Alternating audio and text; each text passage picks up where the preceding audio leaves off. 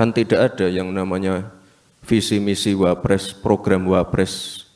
Yang ada visi misi presiden dan program presiden. Saya melabeli diri saya sebagai pembantu presiden. Gibran ngaku sendiri nggak punya visi misi, teman-teman. Padahal sepaket dengan presiden, ya.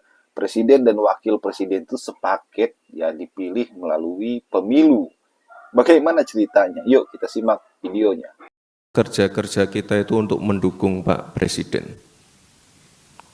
Kan tidak ada yang namanya visi misi Wapres, program Wapres. Yang ada visi misi presiden dan program presiden. Saya melabeli diri saya sebagai pembantu presiden. Gibran Rakabuming Raka yang mengatakan bahwa tak ada visi misi wakil presiden, tak ada yang namanya program wakil presiden, yang ada itu adalah program dan visi misi Presiden Republik Indonesia Prabowo Subianto. Kalau kita membaca Undang-Undang Dasar 1945 soal tugas dan kewajiban dari wakil presiden, memang yang paling utama itu adalah membantu, ya, membantu menjalankan kewajiban presiden. Inilah yang saya kira pernyataan Gibran itu sebenarnya secara regulatif memang sudah diatur dalam undang. Bicarakan hari ini adalah soal pernyataan wakil presiden Republik Indonesia Gibran Rakabuming Raka yang mengatakan bahwa tak ada visi misi wakil presiden, tak ada yang namanya program wakil presiden, yang ada itu adalah program dan visi misi Presiden Republik Indonesia Prabowo Subianto. Pernyataan Gibran ini disampaikan dalam Rakornas, Rapat Koordinasi Nasional Penyelenggaraan Kepala Daerah di Sentul beberapa waktu yang lalu. Tentu pernyataan Gibran ini menjadi salah satu isu politik yang sehari dua hari ini relatif mendapatkan respon dan percakapan yang cukup luar biasa di kalangan para aktivis di media sosial dan termasuk juga di netizen. Oleh karena itu, dalam kali ini saya tertarik untuk membahas kira-kira apa yang kemudian bisa kita maknai terkait dengan pernyataan Gibran bahwa tak ada yang disebut dengan visi misi dan program wakil presiden. Pertama, kalau kita membaca Undang-Undang Dasar 1945 soal tugas dan kewajiban dari wakil presiden, memang yang paling utama itu adalah membantu, ya, membantu menjalankan kewajiban presiden. Inilah yang saya kira pernyataan Gibran itu sebenarnya secara regulatif memang sudah diatur dalam undang-undang, bahwa sebenarnya dalam banyak hal posisi wakil presiden itu tak lebih dan tak bukan sebenarnya menerjemahkan sekaligus membantu apa saja yang menjadi hak dan kewajiban yang mesti dilakukan oleh seorang presiden. Ini saya kira yang disebut dengan hal-hal yang disebut dengan konstitusional. Jadi apapun yang sebenarnya dilakukan oleh seorang wakil presiden, penugasan-penugasan apapun, soal tanggung jawab yang bisa dilakukan itu tidak lebih dan tidak bukan hanyalah membantu apa yang sudah menjadi kewajiban-kewajiban yang dimiliki oleh seorang presiden. Inilah yang saya sebut sebagai perspektif hukumnya. Meski pada saat yang bersamaan kita juga tahu dalam konteks perspektif politiknya, presiden dan wakil presiden ini kan proses pemilihan yang satu paket. Tidak ada proses pemilihan yang dipisah, misalnya presiden dulu baru kemudian wakil presiden. Dalam sistem presidensialisme seperti yang ada di Indonesia, termasuk juga di negara-negara yang lain, proses pemilihan calon presiden dan wakil presiden ini biasanya itu duet. Duet dibarengkan dalam satu kertas suara, calon presiden dan kemudian calon wakil presiden. Meski begitu, secara politik kedudukan wakil presiden itu sebenarnya satu tingkat lebih rendah dari posisi yang dimiliki oleh seorang presiden. Itulah yang saya sebut sebagai perspektif politiknya. Jadi sekalipun seorang wakil presiden, ia juga merupakan hasil dari pemilihan umum yang pemilihannya adalah sepaket dengan presiden, tapi kedudukan politiknya memang secara politik dia itu lebih rendah dibandingkan posisi presiden. Jadi argumen hukum dan politik ini yang saya kira memang sebenarnya cukup tegas sekaligus mengkonfirmasi apa yang disampaikan oleh Gibran bahwa sebenarnya tidak ada yang bisa disebut dengan visi misi dan program yang dimiliki oleh wakil presiden.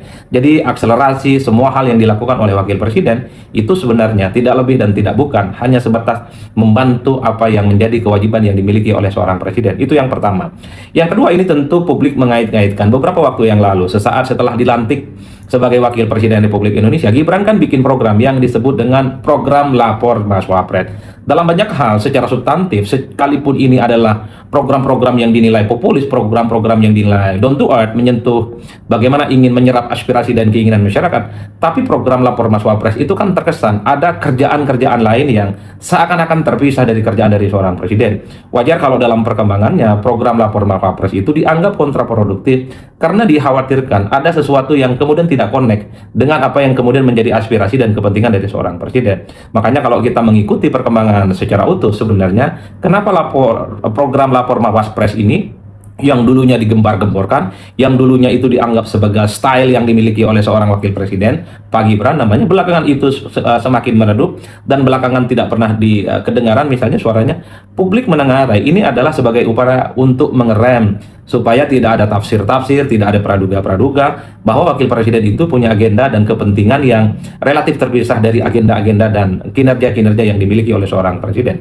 Sekalipun misalnya belakangan kita mendengarkan program lapor Mas Wapres itu yang dibuat oleh Gibran beberapa waktu yang lalu, itu kan dikritik oleh salah seorang komika ternama di Indonesia seperti Panji, yang mengatakan bahwa program lapor Mas Wapres itu dianggap sebagai program yang bukan menjadi kinerja dari seorang wakil presiden. Mestinya wakil presiden itu ya bikin kebijakan, bikin regulasi yang besar. Karena soal lapor Mas Wapres itu biasanya ya itu mirip-mirip semacam apalah istilahnya Panji itu kalau tidak salah menyebutnya sebagai call center.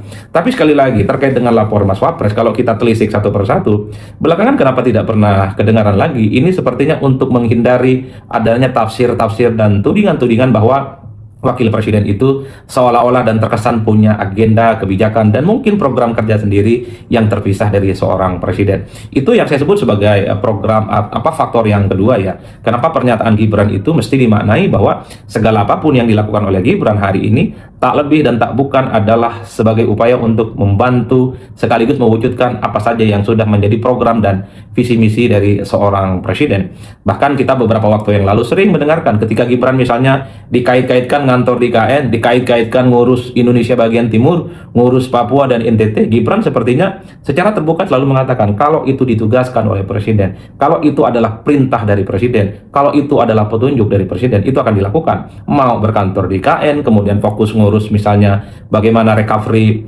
terkait dengan ekonomi yang kemudian akan jauh lebih keadilan di daerah-daerah lain di luar Jawa misalnya, khususnya yang ada di Indonesia bagian timur. Kata Gibran, sepanjang itu merupakan penugasan dan perintah dari presiden, akan dilaksanakan secara terbuka. Itu yang saya sebut sebagai faktor yang kedua. Ini tentu untuk Halo teman, berjumpa bersama saya di Politik Dangi.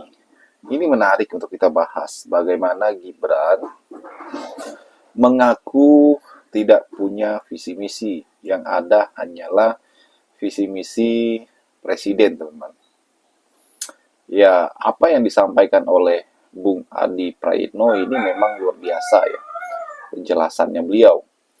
Namun kalau kita melihat bahwa di pemilu, teman-teman, ya, yang ada itu hanyalah sepaket, ya kan, sepasang calon presiden dan calon wakil presiden. Bahkan selalu ada visi misi ya, calon presiden dan calon wakil presiden, dan di bawahnya itu pasti ada visi misinya, teman-teman, program kerjanya dan sebagainya. Artinya sepaket, ya kan? Artinya sepaket. Jadi kalau ditanya apa visi misi presiden dan wakil presiden, ya pasti itu sepaket, ya, sama-sama, teman-teman. Jadi Gibran kalau mengatakan bahwa visi misi wakil presiden itu tidak ada, ya ini lucu juga ya. Lucu juga apa ya, tidak sadar diri ya. Dan yang tidak ada itu adalah visi misinya para menteri ya. Ini sama halnya dengan kepala-kepala daerah, misalnya bupati, wali kota ataupun gubernur, yang ada wakilnya ya. Mereka itu ada wakilnya dan sepaket juga ya kan, ada visi misinya ya. Dan kalau kedudukan seorang wakil itu hanya sebagai ban serep, ya, ngapain dipilih? Misalnya seperti itu, teman-teman.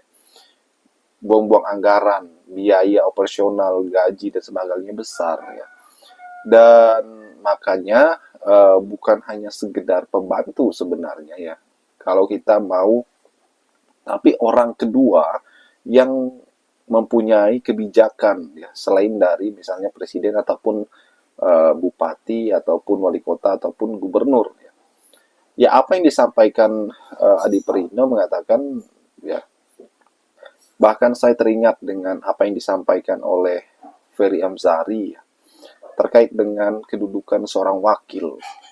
Tidak ada keputusan wakil misalnya, atau peraturan seorang wakil itu tidak ada. Ya memang benar, teman-teman. Inilah yang menjadi dilema di dalam negara kita saat ini, kedudukan seorang wakil.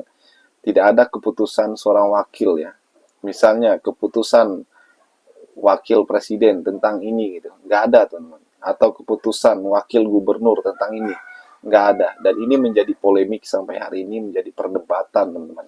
Apa pendapat kalian?